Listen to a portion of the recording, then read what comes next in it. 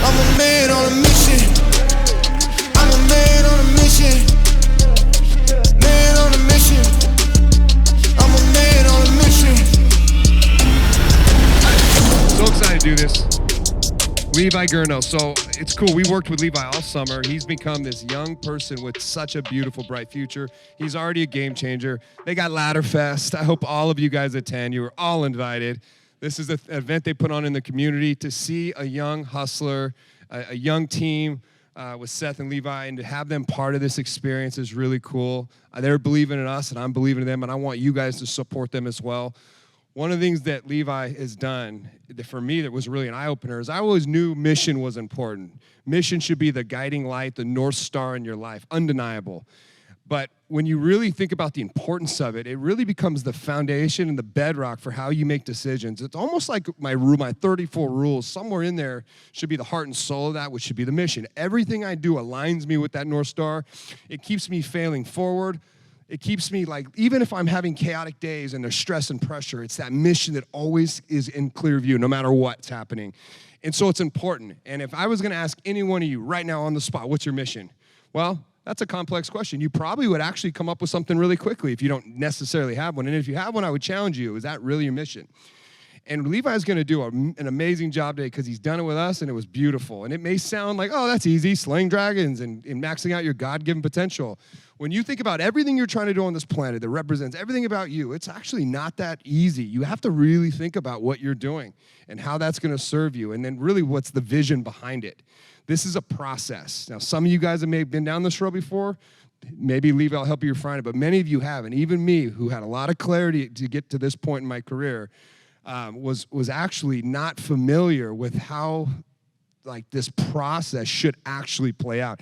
Levi showed me the way. So we're gonna do a lot of cool things with Levi in the coming up years. Like I see vision for me and Levi to continue to work together. As I grow, he grows. As I grow, you grow. As you grow, we grow. That's the power of a group, a support group that pushes you forward, that challenges you to go into the scary shit. But it's gonna be mission that'll be the most important thing in the direction and the guidance towards those scary dragons and all that fear and all that shit that Dan was talking about.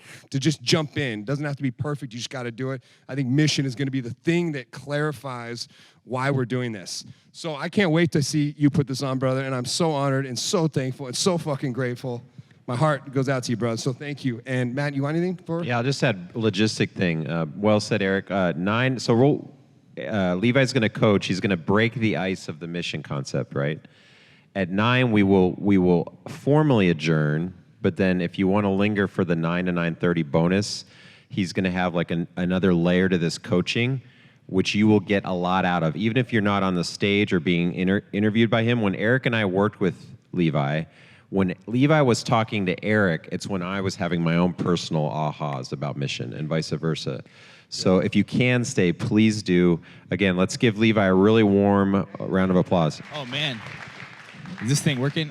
Awesome. Well, thank you, guys. Those kind words. You put a lot of pressure on a guy, especially following Dan Martell. I'm like, holy shit, man.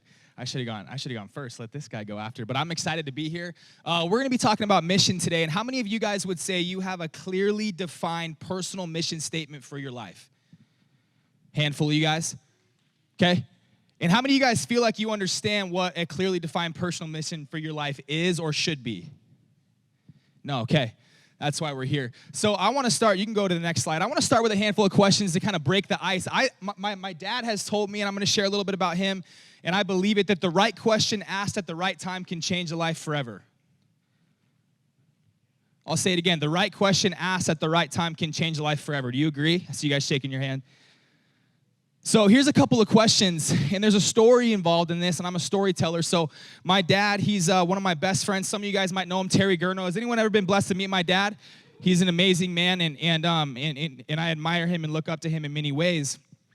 And a year ago, not today, but in September, my dad found out he needed to have a quintuple bypass surgery, open heart surgery, and kind of came out of nowhere. He's a two-time Ironman, and fit-ish, sorry, Dad, fit-ish guy, good-looking guy, but a two-time Ironman, and what he noticed over the course of a few months was that when he would just walk up the stairs, or he would help my mom with something, he was getting really winded. And when he used to be able to go on 60-mile bike rides, he can only go on like 20-mile, 10-mile rides, getting really tired, thought he was just out of shape, and said, man, something's off. And so he set an appointment with his cardiologist. In fact, he was on hold for too long. If you know my dad, he's a high D on the disc profile. He's like, I ain't waiting, I'm going in. So he goes in and he says, hey, I need to set up an appointment to work on my heart, or to get my heart checked. And they said, okay, our first appointment's about a month out.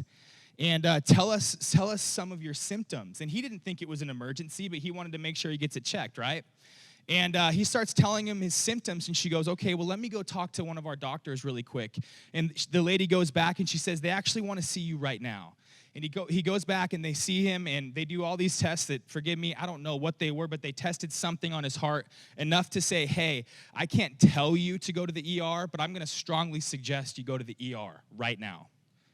So my dad, just thinking, I'm out of shape, really going into the doctor to check on his heart for my mom's sake, right? Like, hey, honey, everything's fine. I'm just out of shape. Finds himself in the ER, and they run some tests, and they say, listen, we need to have they need to go in with a camera. Someone help me out. A heart cath. Thank you. No one helped me, but thank you. He needed to get a heart cath to check on his heart, and they said 1 of 3 outcomes can happen. 1, everything's going to be fine. 2, you may need to get some stents. 3, and likely not, you're going to have to get open heart surgery. And so in a matter of a few hours, he's like, holy shit, what is even happening? Meanwhile, me, his son, I have no idea this is going on. I'm probably asking him to go for bike rides and run, and God forbid the man falls over. And 2 days later, he gets his heart cath, and he gets out, and he's expecting the best, and he finds out the worst. Terry, you need to have a quintuple bypass open heart surgery, and we can't wait very long, so next week you're going to have surgery. And my dad starts thinking about all these things, right? Can you guys just imagine finding that out of nowhere, thinking you're healthy? You start asking yourself these questions like, what's this going to be like? This is a pretty invasive surgery. I was asking him what his biggest fear was, and he said, man, I knew they were going to saw open my sternum. They were going to rip open my ribs. He's like, man, I started thinking, what if they go too deep? What if I don't make it out of here? I got grandkids, I have kids, I have a wife. I'm not ready to go. This isn't my time, right? Fear can get in the way sometimes. So he goes in for surgery. I remember sitting with my mom. It was probably a 5 or 6 hour surgery. Pretty eerie feeling. Anyone ever gone through that? Yeah, you're sitting in the waiting room believing that they're going to be okay, but you don't totally know. And so that's really what it was like. And my dad comes out and find out that it went well. And so, hey, here's to the road to recovery. So 2 weeks later, he's back in the ER. I call my mom just to check in. I talk to my parents almost every day. Not in a weird way, but I just love them. So if you love your parents, call them and tell them you love them, okay? So I call my parents and I say, hey, Mom, how's Dad doing? She said, well, we're in the ER. I said, why? Well, he has some blood clots. So 2 weeks later, finds out he has a blood clot in his liver, lung, and leg. And so they give him blood thinners. A couple days later, goes in because his heart's not doing too well. Found out that 3 of his new 5 bypasses are clogged because he was allergic to the blood thinner medication. So now he has to get 3 stents put in his heart. That's successful. A couple weeks later, my dad has severe stomach pain. Severe, dropping a man to his knees, goes into the ER. This isn't right. He thought it was just all the medication, everything. They're like, hey, you're probably dehydrated. Doesn't seem like anything. We're just going to give you an IV, send you on your way. I know it's painful. Here's some pain meds, and you should be good. 3 weeks go by, every day, excruciating pain. And he's like, this isn't right, man. So he goes in. They do a full test on him, found a mass in his colon. Found a mass in his colon.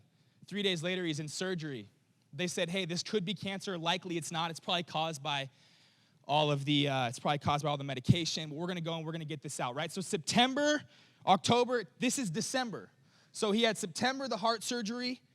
October, the blood clots. November, the heart stents. And now he's getting surgery for a mass in his colon. So our whole family is just going through a whirlwind of emotion. They said likely it's not cancer. So he has a successful surgery. We're waiting in the waiting room again. I was with my mom. And they said, It's stage 3 colon cancer.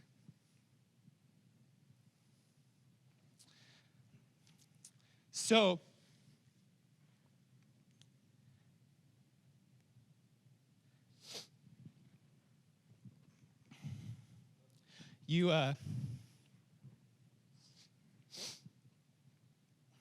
what do you do?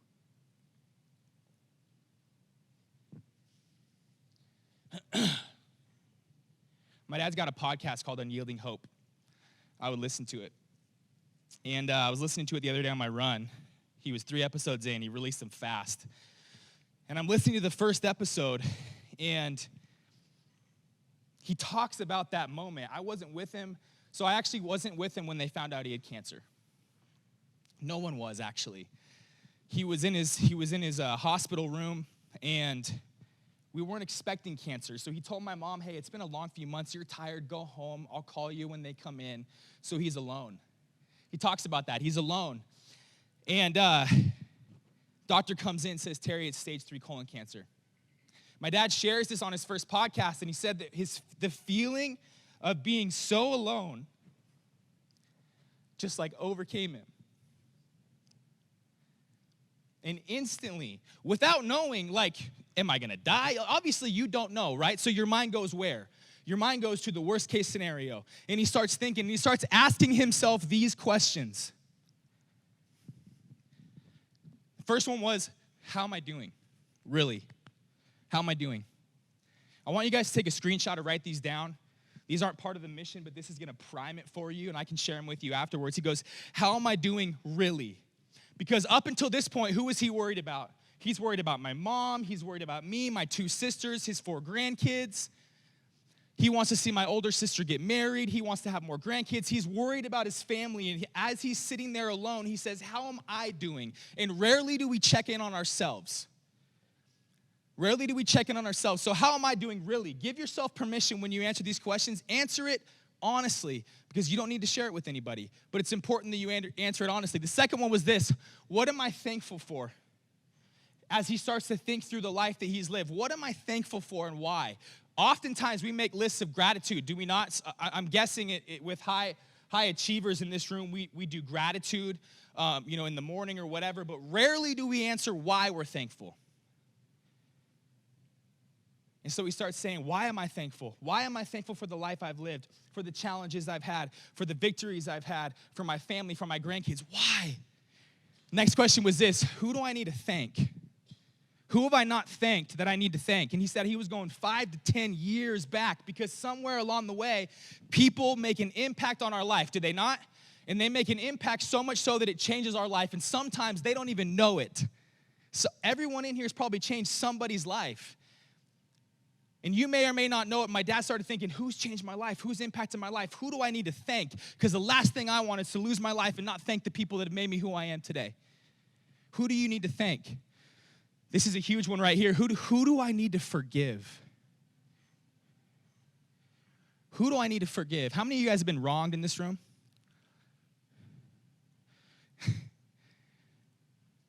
Who do I need to forgive? I believe forgiveness changes people. I believe forgiveness sets people free. I believe that when you forgive somebody, it sets you more free than it may the other person. It doesn't even matter. But he started saying, man, who do I need to forgive? Because the last thing I'm going to do is lose my life and not forgive the people that have wronged me. Last thing he said, who do I need to tell that I love them?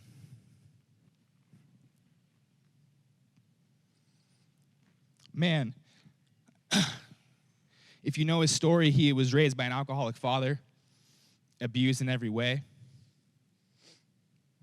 We're a Christian family.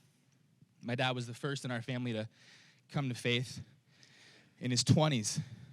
And his dad wanted a relationship with him, but his dad was still a drunk and an addict. And one time, my grandpa invited my dad over to his house, and he was throwing a raging party. My dad pulls up, and he leaves. He's pissed off. A couple weeks later, my dad says, because he came to know the Lord, and he said, man, this harboring, this resentment and anger towards my dad is only hurting me. And so he worked through this. He worked through it, and he said, hey, Dad, I'm coming up to your house. My grandpa thought he was going to hang out. My dad pulls up in his driveway. My grandpa comes out. He's drunk, but no party. My dad says, listen, I'm not staying, I'm not having dinner, and I probably won't have a relationship with you, but what you need to know is I forgive you for every single thing you've ever done.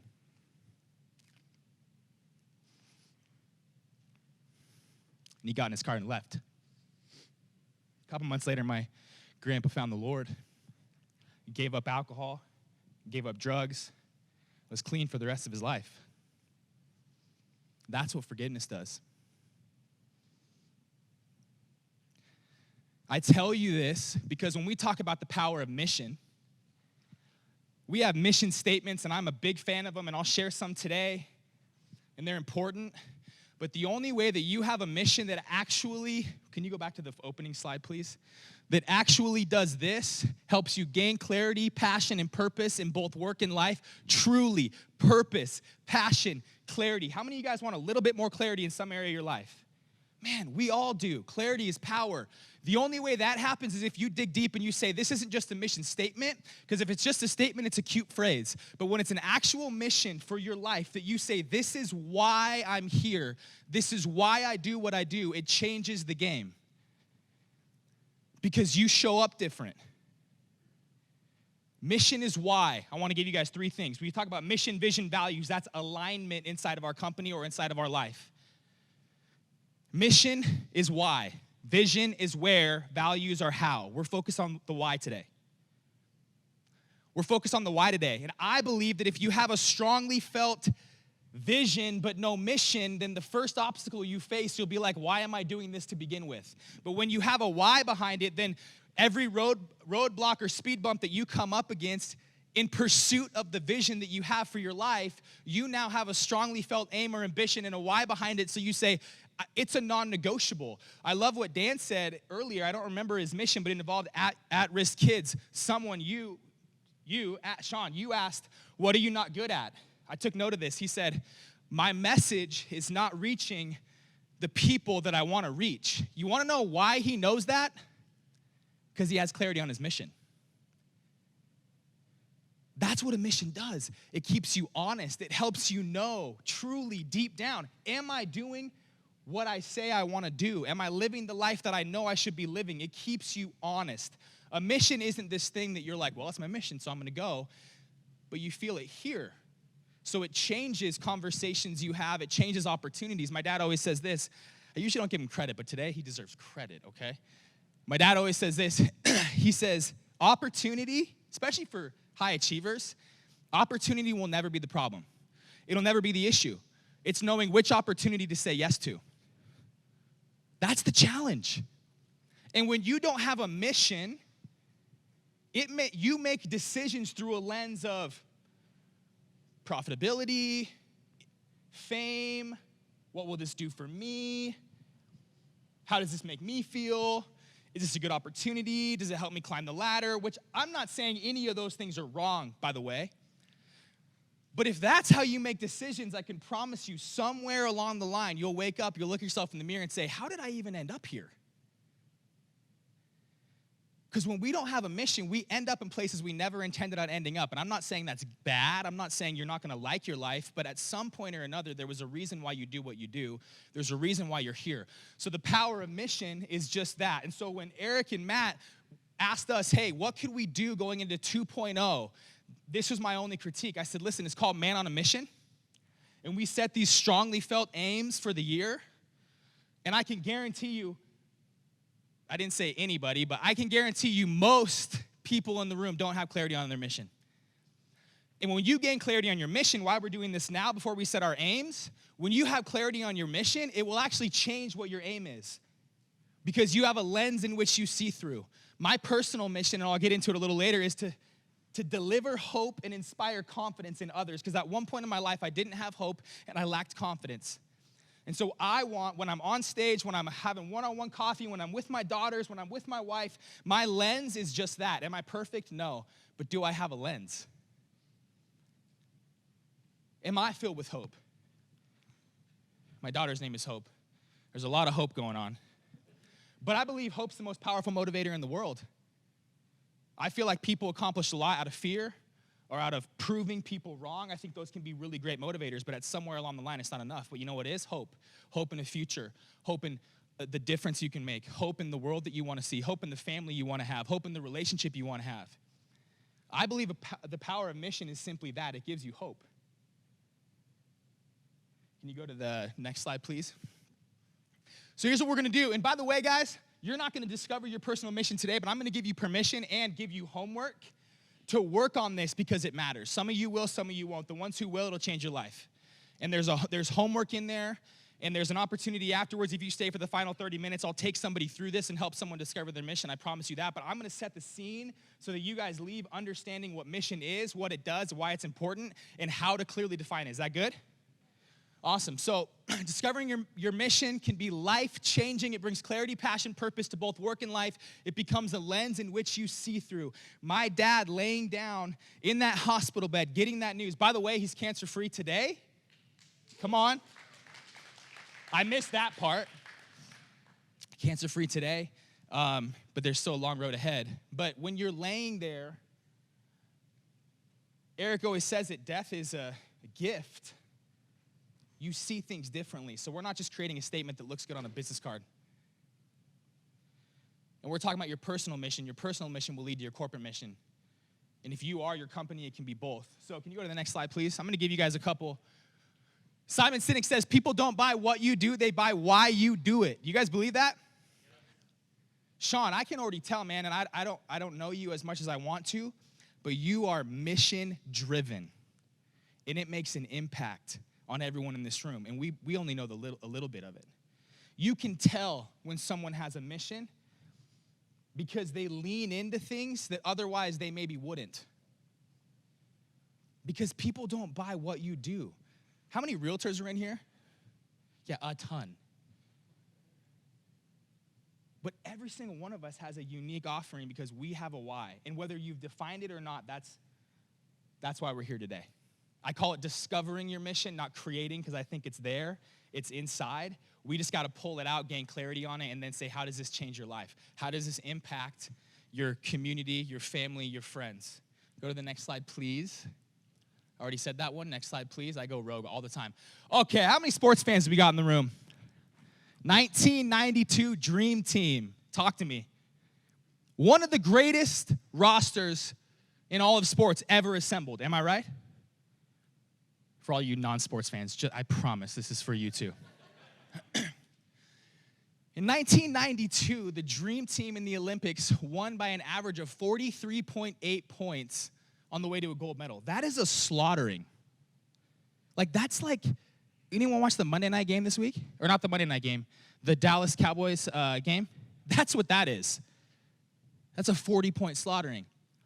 Here's the deal. They had talent, did they not? How many in this room believe you have talent? I hope everybody. They had talent. They had coaching. They had an opportunity. But here's what happened.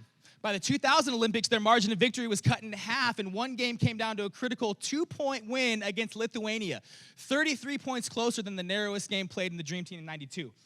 It started, the margin of victory shrunk. By the 2004 Olympics, Team USA took home the bronze medal. It was a failure on and off the court. Anyone remember this? It's like, what the hell happened to Team USA? You got some talented people.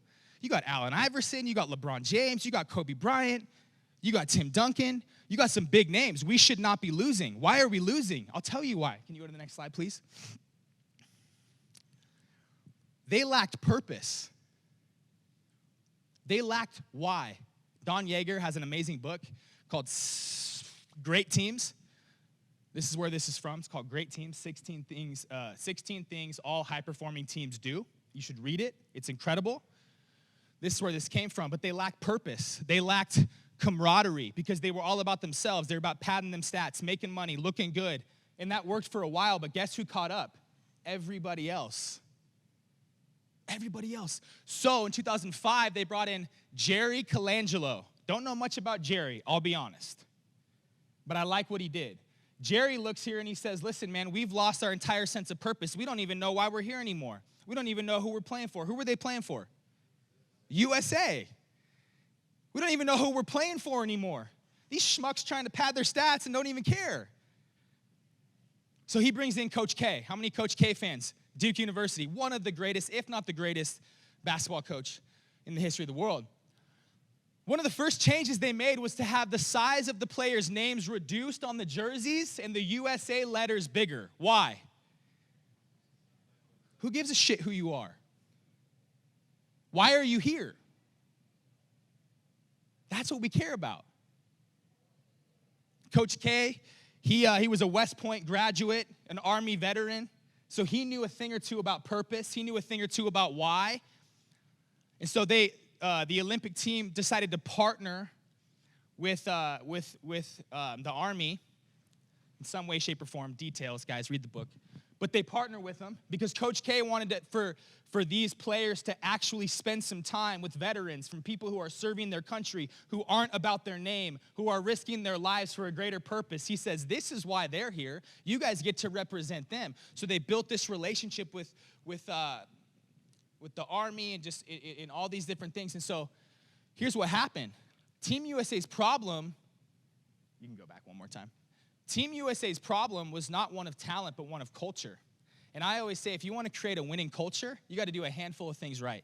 You have to have a rock-solid mission that you believe in, that everyone in your company believes in. You got to have a strongly felt aim in terms of a vision. You need to know where you're going, and every single person inside your company needs to know it too. And you got to keep it in front of them at all times. Third, you got to have rock-solid values. You hire to them, you fire to them, and you stick to them, and God forbid you show up in alignment with your vision or with your values.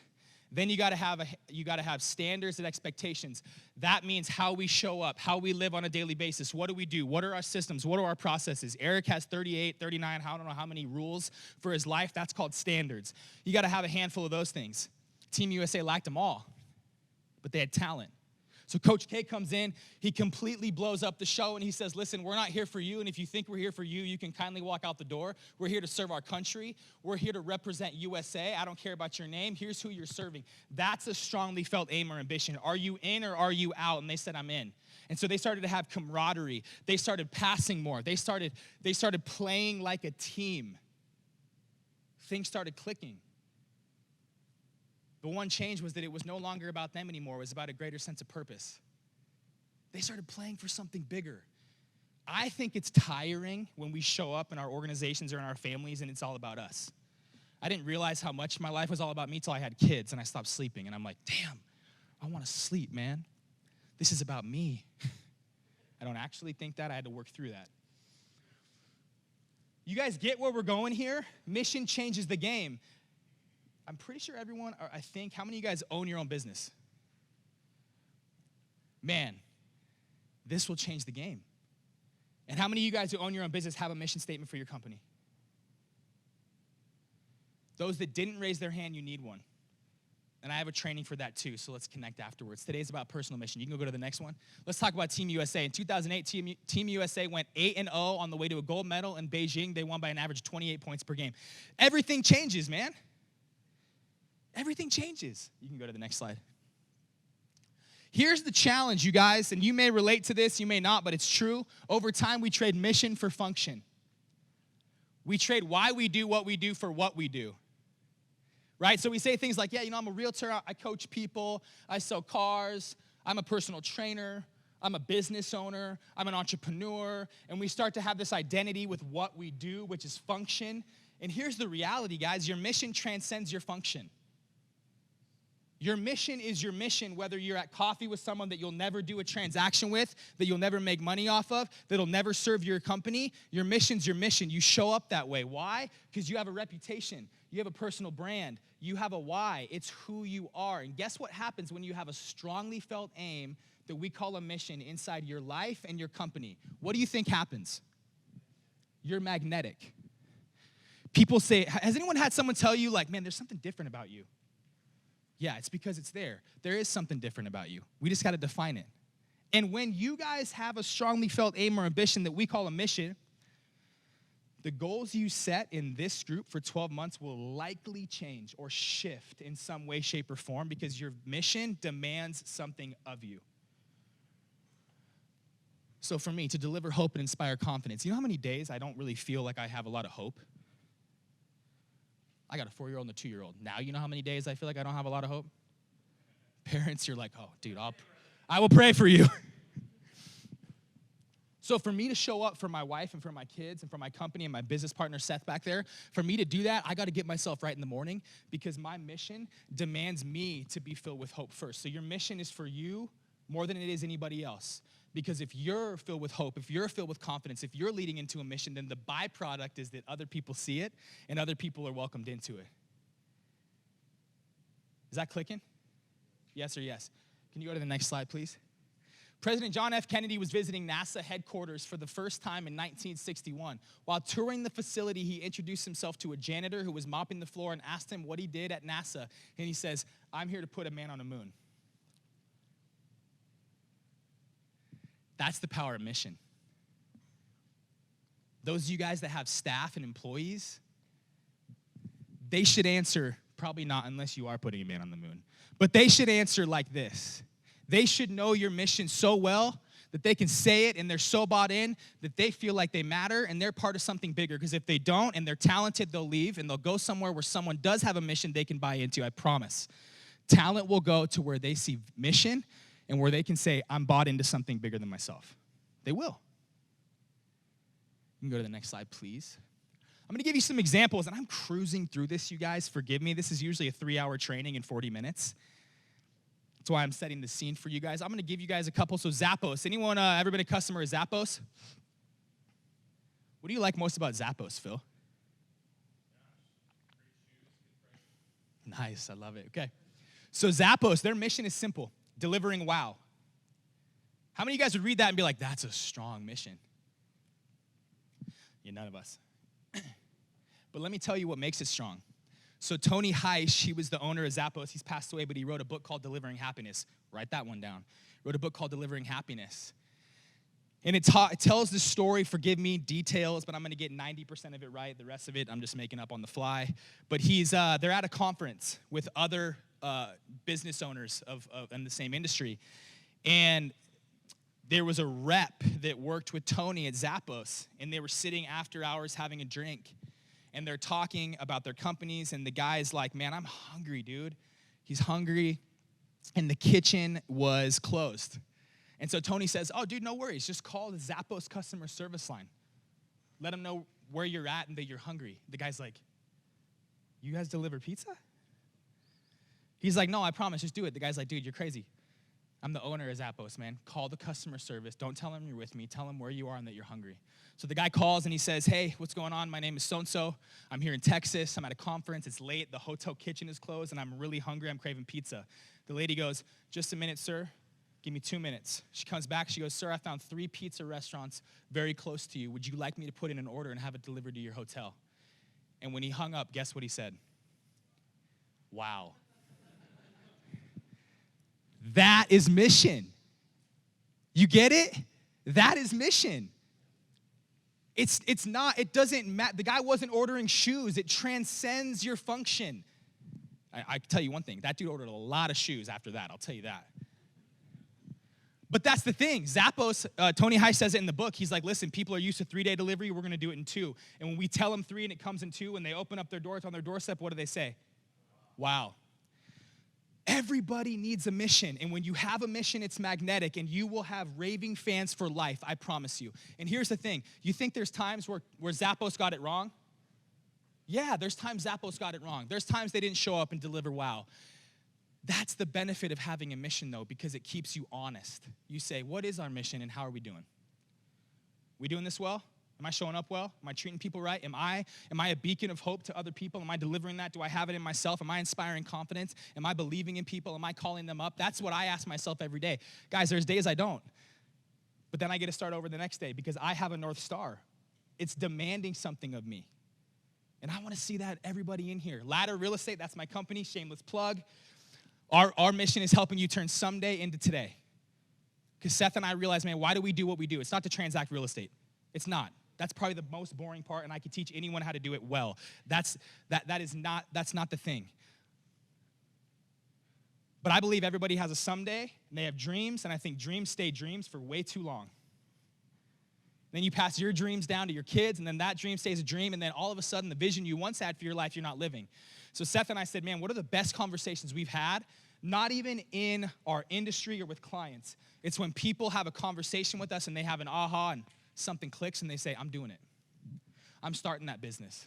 I'm going out on my own. I'm taking the real estate test. I'm buying the house. I'm investing in myself. I'm joining Man on a Mission. I'm doing blank. That is what happens when you say, I have a vision for my life, and today I'm gonna take steps towards that. So for Seth and I, we said, that's why we do what we do.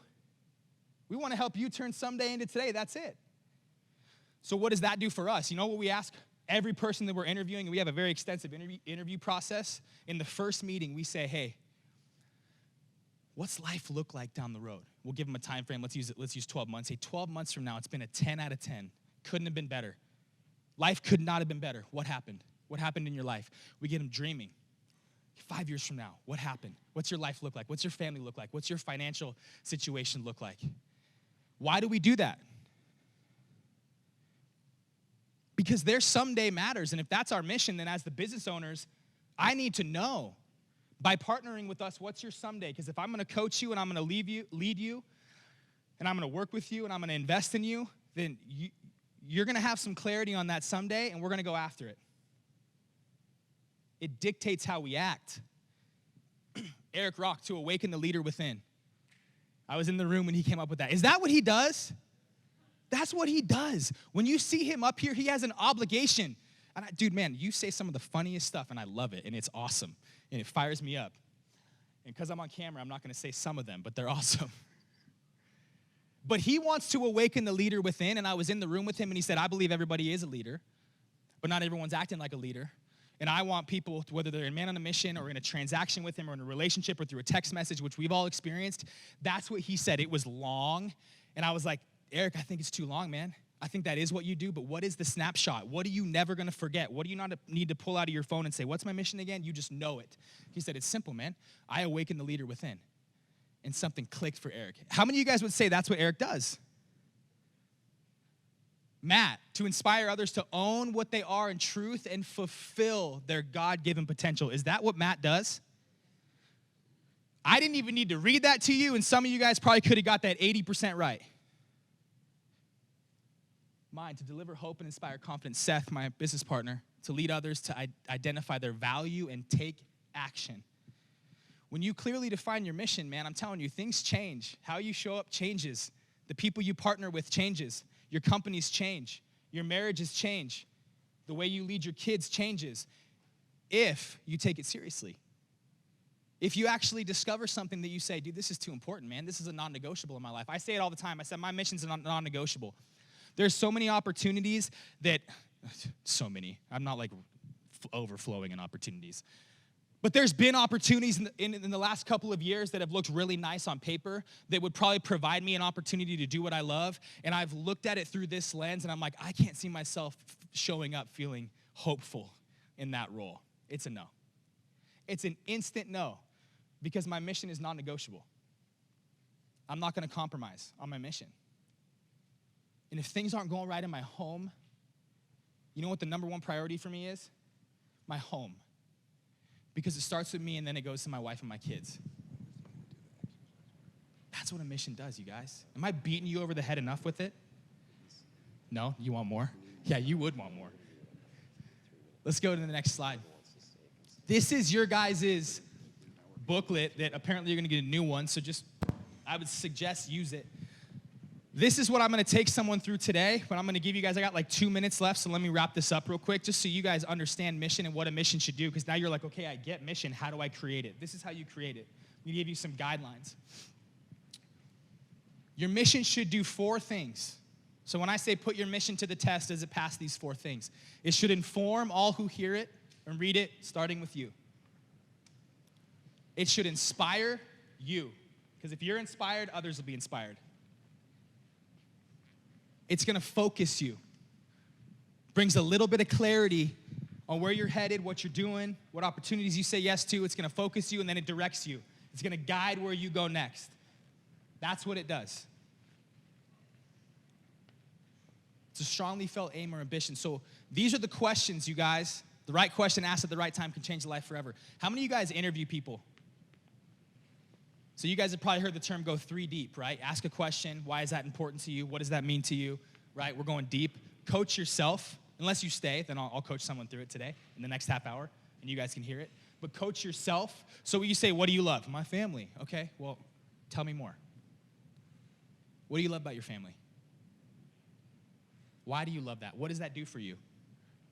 What do you love about what you do? What do you love about your function? Write it down. Go deep. Why do you love that? What makes you come alive? Again, 3 deep. Why does that make me come alive? Why do I love that? What does it do for me? How does it serve me? How does it help me show up better? And here's the thing I want to warn you guys on. Write this down. People oftentimes have more clarity on what they don't want or what they can't do than what they do want and what they can do. I give you permission to just focus on what you do want, what you do love, what you can do, and worry about the rest later. It's not going to work if you're just focusing on who you're not. This is who you're becoming. But when all of us can show up, man, mission-driven, it brings a whole new meaning to this group called Man on a Mission, because we're all showing up, and it may not be visible to all of us, but we show up a little bit more bought in. We stay a little bit later because the conversation could change someone's day or your day.